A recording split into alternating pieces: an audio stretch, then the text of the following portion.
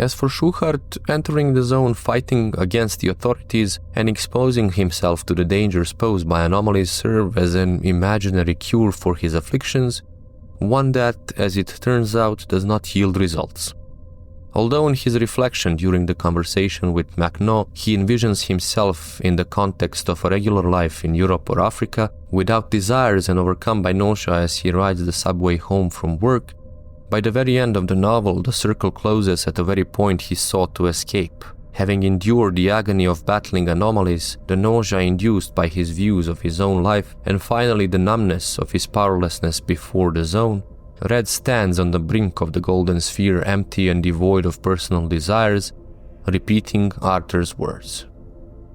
Happiness, free for everyone, and let no one be forgotten.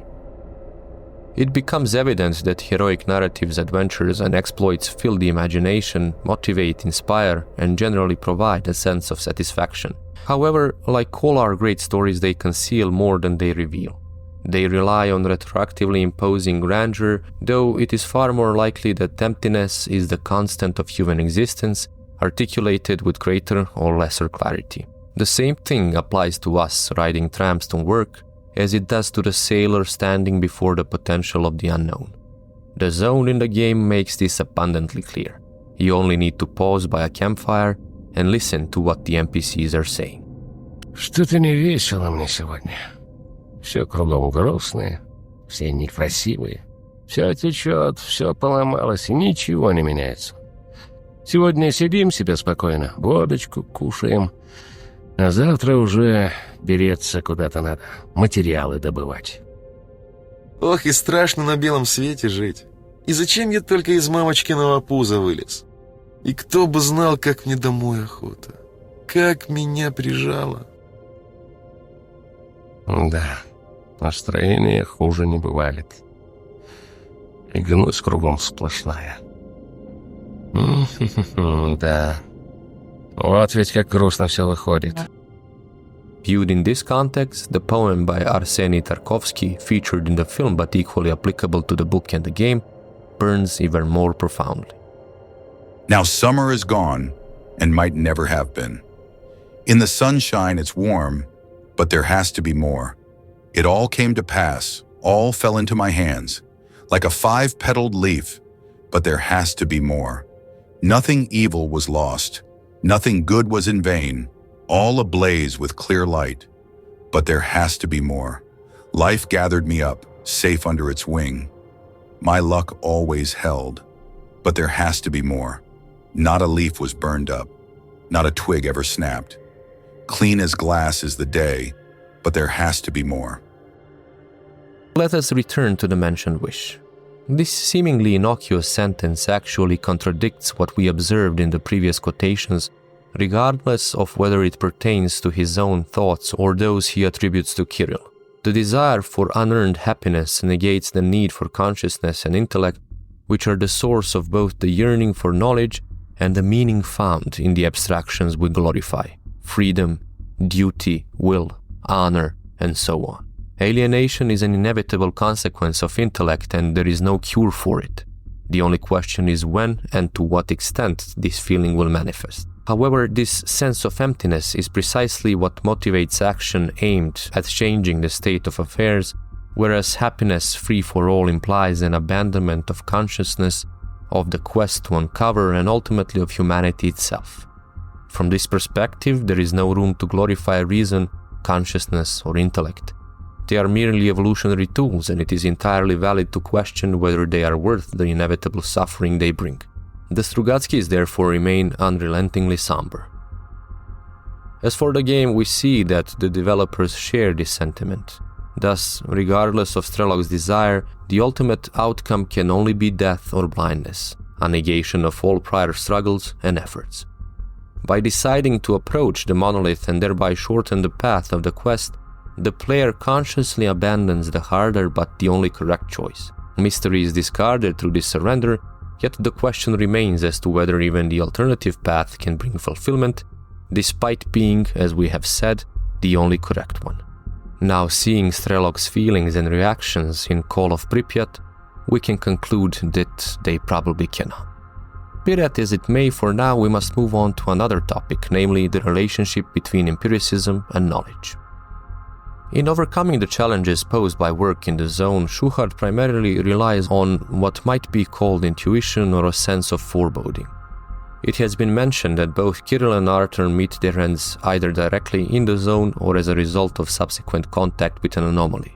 However, what inevitably stands out is the fact that in both cases, Schuhart foresaw this outcome but was unable to explain how he knew. Lacking the categorical apparatus to label observed phenomena and interpret causal relationships, unlike Kirill, who confidently navigates terminology, Roderick simply perceives danger through what, guided by Friedrich Hayek's thought, we might call tacit knowledge. It is the knowledge that arises from accumulated empirical experience, free from theorizing. This is no trivial matter and directly ties into the nature of factional divisions in S.T.A.L.K.E.R, but is equally relevant to the topic we will address later, the monolith as the culmination of epistemological arrogance.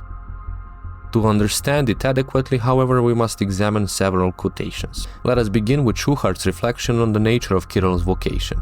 During one of their expeditions into the zone, commenting on Kirill's naming of an anomaly, Schuhart observes, His face has become completely calm. You can see he's figured everything out. They are all like that, the eggheads. The most important thing for them is to come up with a name. Until he comes up with one, you feel really sorry for him. He looks so lost. But when he finds a label like graviconcentrate, he thinks he's figured it all out and perks right up. This act of naming as a prerequisite for action can be interpreted in two ways.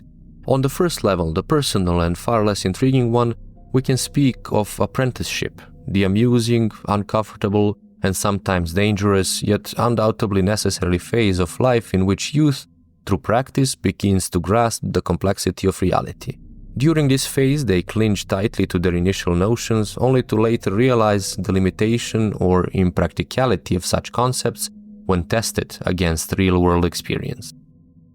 But the second level is the one that instills fear. It reflects the phenomenon of Platonification, or, as Nassim Taleb described it, the tendency to mistake abstract, idealized representations for reality. This occurs when we favor neatly defined concepts like geometric shapes or social ideals over the messier, more complex realities they attempt to represent. Such rigid thinking can lead to overconfidence in our understanding, despite the inherent unpredictability of where and how these simplifications deviate from the truth. The challenge lies in the fact that we can identify these flaws only after they manifest, often with potentially significant consequences. Kirill is armed with terminology, educated, intelligent, and eager for knowledge, yet he is shaped within a closed space where theoretical rather than practical and thus tacit knowledge is acquired. This makes him blind to aspects of empirical reality that are not encompassed by his categorical framework. As we see in the book, what Kirill fails to perceive, deemed irrelevant from the perspective through which he views things and thus invisible to his cognitive apparatus, is precisely what, as Schuhart senses, seals his fate. On the other hand, to Schuhart as a practitioner, Kirill's apparatus likely only adds a necessary burden. The difference lies in the fact that Roderick does not need to create definitions which are always inadequate, though not necessarily useless, because we are incapable of capturing all aspects of a phenomenon, neither through our senses nor especially through our terminology. Let us illustrate this with an example. Imagine a person who works with colors every day. It is unlikely he would need a lecture on the nature of blue or red. On the contrary, such a lecture would only waste his time and impose an unnecessary burden amidst his other activities. Now imagine a scholar developing a theory about his profession who seeks to make such knowledge accessible to everyone, including those who are colorblind or visually impaired. Picture a definition of blue that anyone can understand, and I mean understand in the same way we all understand ballistics. No one needs to take a course to learn how to throw stones or spears. Mother Nature has equipped us with this ability.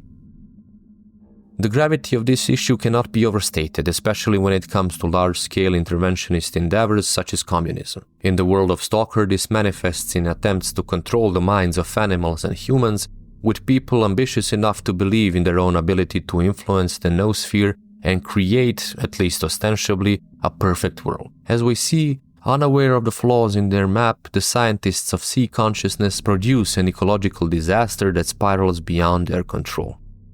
Brothers Strugatsky are acutely aware of this problem and cleverly play with the nicknames of the characters, which starkly contrast with their professions. For instance, we learn that a surgeon is nicknamed the Butcher. He was a very skilled and very fashionable surgeon, renowned in the medical community, not only of the city but of the state. And, of course, the reason he got mixed up with stalkers wasn't the money. Like many others, he profited from the zone by receiving swag and then applying it in his practice, by treating crippled stalkers, in the process investigating mysterious new injuries, diseases, and deformities of the human body, and by becoming famous as the first doctor on the planet to specialize in non-human illnesses of man. Although, to be honest, he also eagerly took the money. The Butcher, like Frederick, is another example of a person whose worldview is built from the ground up, one rooted in practical experience and empiricism, eschewing theories and melodious terminology. His nickname serves as a warning against the ideologically negative portrayal of practitioners, in contrast to the refinement and elitism of theorists. It is precisely the theorists who dream of perfection, incapable of accepting the fact that empirical phenomena cannot be neatly contained within their categorical framework. Regardless of the grandeur of the words they employ, one need only recall the road to Wigan Pierre and Orwell's critique of socialist theorists. In Orwell's own words, they are driven by a peculiar, hypertrophied sense of order, a deep discomfort with the messiness of the current state of affairs. This ultimately brings us to Strelok. Although numerous stories circulate within the zone, he is the only one for whom we know with certainty who managed to reach the wish granter and, considering the canonical ending, uncover the sea consciousness. Strelok, along with a select group, serves as one of the key nodes within the network connecting the largest number of actors present in the zone, which inherently keeps him outside the factional divisions. While the YouTuber Anomalous Dugout mentions the existence of ideas to enable factional affiliation in the first game and demonstrates glitches that allow players to align with freedom, it is evident that developers ultimately chose to exclude this element. Naturally, the primary reason lives in avoiding the convoluted explanations that would have been needed to justify interactions with representatives of other clans essential to narrative progression. However, if we reflect on what was previously said about the relationship between empiricism and cognition, it becomes clear that adopting the worldview of any clan would inevitably lead to failure. By embracing the categorical apparatus and value judgments, Strelok would close his mind, hinder the gathering of information from opposing camps, waste energy on irrelevant issues and conflicts, and ultimately never come closer to understanding the zone. Yet, clans are far from irrelevant, in fact, quite the opposite. In a deadly environment, having allies, especially ones well organized into a clear and cohesive operational group, can be a key factor that separates life and death. In addition to this, the yearning to belong is one of humanity's primary drives, and extraordinary energy and strength are required in order to face the void alone. Clans and camaraderie thus provide a sense of meaning and seemingly a remedy for alienation. But that meaning ultimately stems from dogma, not from understanding. This makes Dr. Pillman's insight profoundly significant. But the issue is that man, at least the average man, can easily overcome this need. In my opinion, the need doesn't exist at all. There's a need to understand, but that doesn't require knowledge. The God hypothesis, for example, allows you to have an unparalleled understanding of absolutely everything while knowing absolutely nothing. Give a man a highly simplified model of the world and interpret every event on the basis of this simple model. This approach requires no knowledge. A few rote formulas, plus some so-called intuition, some so-called practical acumen, and some so-called common sense. Faced with such masterfully concise and profound reflections, one can only remain speechless. Terms we cherish, intuition, practice, reason, which I too have used up to this point, become nothing more than a flimsy shield against the storm of incomprehensible complexity hurtling towards us. How ignorant, then, is the notion that one can declare certain clans to be objectively right, as one of the more popular YouTubers, MandaloreGaming, does when he claims this about duty. And this is not the only mistake he makes, which can be seen in his reflection on the connection between the movie, the book, and the game, stating that the only tie exists in the concept of the zone, in people breaking into it, and in the existence of something that grants wishes. Following Dr. Pillman's thoughts, this can lead us to the conclusion that he may have understood everything, and yet that he knows nothing of the game. That's why we will turn towards factional divisions and seek the answers.